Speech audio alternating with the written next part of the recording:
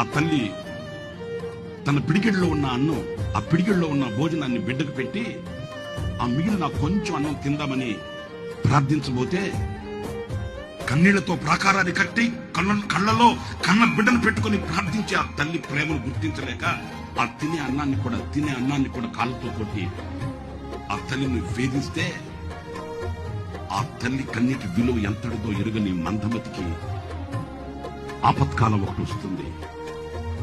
అదే చేతికి రావట్లేదే, మనసులో గాయాన్ని రేపుతున్నాడే అని ఆ తల్లి విడిచిపెట్టదే.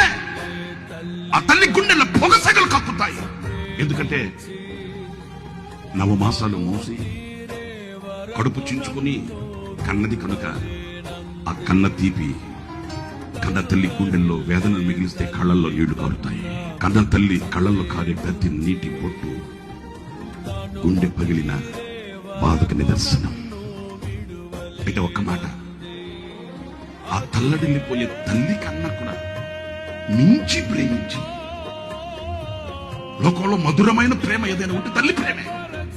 ఆ ప్రేమ కంటే కూడా మించి ప్రేమించి గాయపరచిన వేళ కన్నీరు కార్చి గాయాన్ని రేపిన కసాయి వాడని ఈ కసాయి లోకంలో కత్తెలాతని పెట్టకుండా కరములు చాచి ఆహ్వానించి గుండెలకి హత్తుకున్న ప్రేమ యేసు ప్రేమ.